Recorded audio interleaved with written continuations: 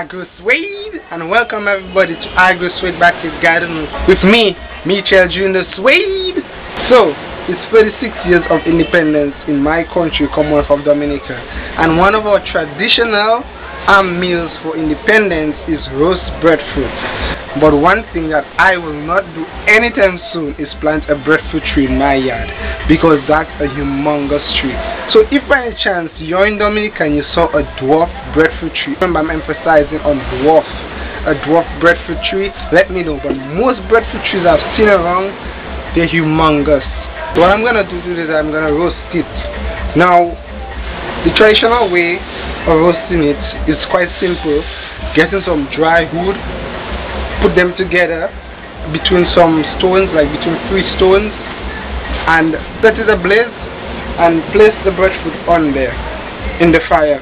But because I cannot do that for 2 reasons, because I cannot really light fire in my garden, my plants, they will burn or it will kill them.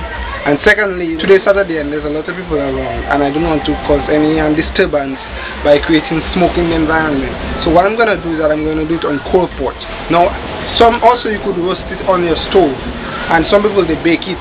It's the same, it has the same nutrients basically as rice, potatoes. It's part of the staple group. So any starchy food that you know of has the same nutrients it have.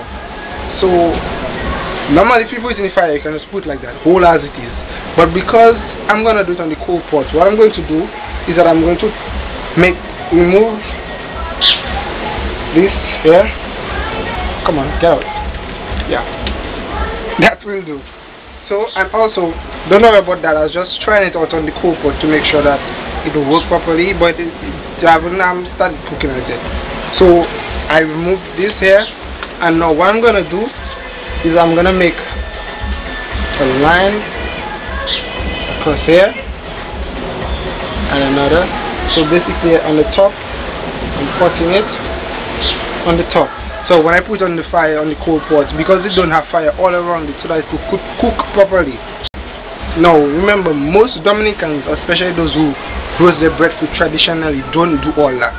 But because I'm going to do it on a coal pot, which is basically equivalent to a stove, because you've got the heat coming out from the bottom to go upwards only and not from the side, I'm cutting it and I remove the bottom part of it. So let's just get to the coal pot where we're going to roast this breadfruit. So this is the coal pot. It's already ablaze. I did it since this morning to make sure that the area is very, very hot before I put the breadfruit on there. And so what I'm going to do right now, I'm going to add some more coals.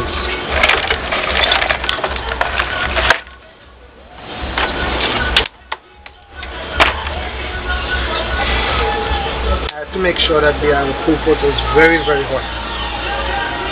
Now I'm using this whole top of a stove to put on like this. And when you're putting it to roast, you need to make sure that you really make it turn very, very black, almost like burnt. But don't worry, the inside wouldn't be burnt, just the outside. So we're just gonna leave it here till it starts burning from the bottom, and then we'll continue the process from the bottom to the top, side, side, side, side.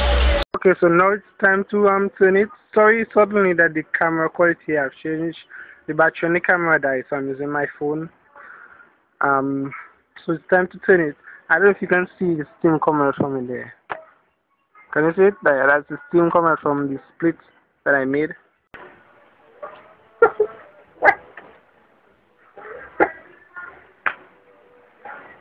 Yeah, it also looks like that, like it's charred.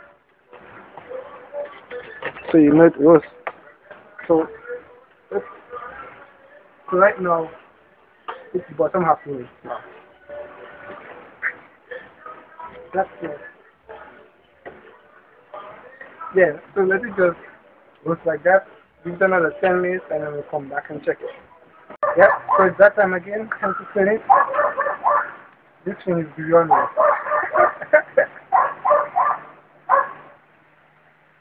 Oh, wow.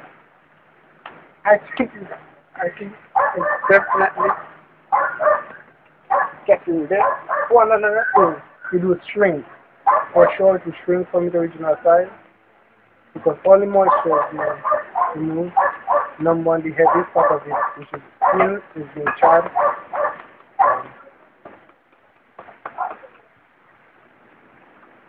Yep, that's a roast breadfruit. You're getting there. We're getting there. We're getting there. I'm amazed at how well the cool pot is doing. It's been very good. I was going to do it on the stove, but that is the gas. So I will just put on the cool pot. Again, as I told you, I couldn't do it as the usual do in Dominica, which is put setting the blaze with the other sticks and wood around it. I couldn't do it because of my environment. So I chose that one, and I made the right choice. Or it might be ready by now. Just scrutinize it. Okay, the mirror here to turn fast. That side, that side there isn't done up yet. So I'm going to put that side down like this. You can share of the bullet.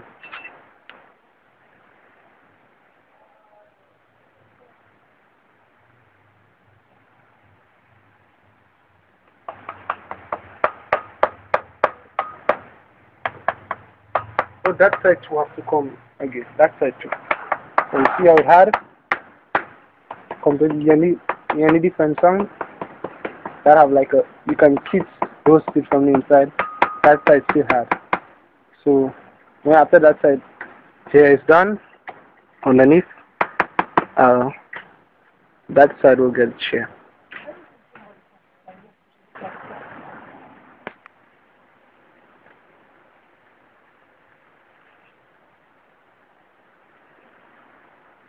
Actually, yeah, it should be. It is not the last, because I haven't put it down on the part that split, so I don't know.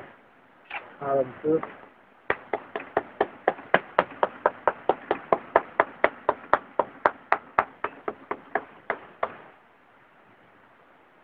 yeah, I think after that, after 10 minutes on there, I get 5 right. So I think it's completely roasted, but I'm just going to put it on the rice slices for 5 minutes.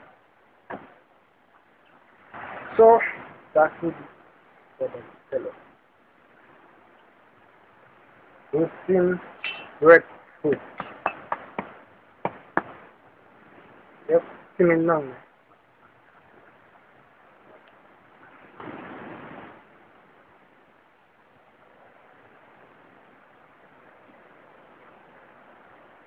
Okay then, that is it. Our roast breadfruit, totally charred. Of course, I'm going to let it cool off before I peel it. First, we'll see inside it.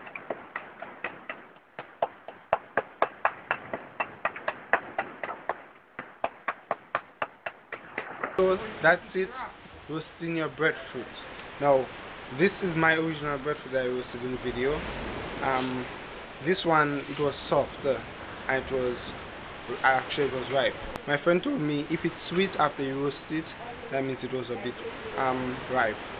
So what he did is he gave me one he did. So I'm gonna peel his own so that you could see.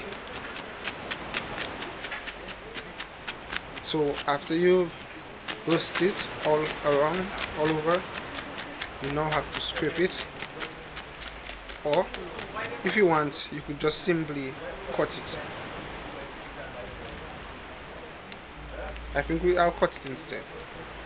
Some people just scrape it, some people just scrape it and then cut it. Some people just cut it, which is what I'm doing.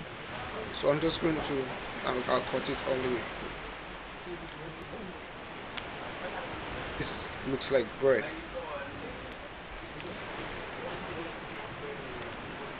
Smells great also.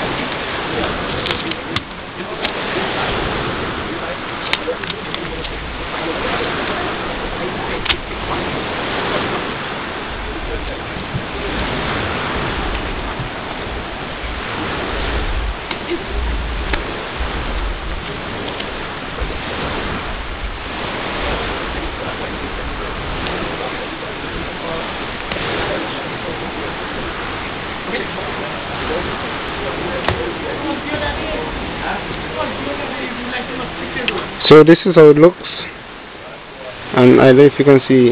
Let me see if I can squeeze it for you. It's like dough.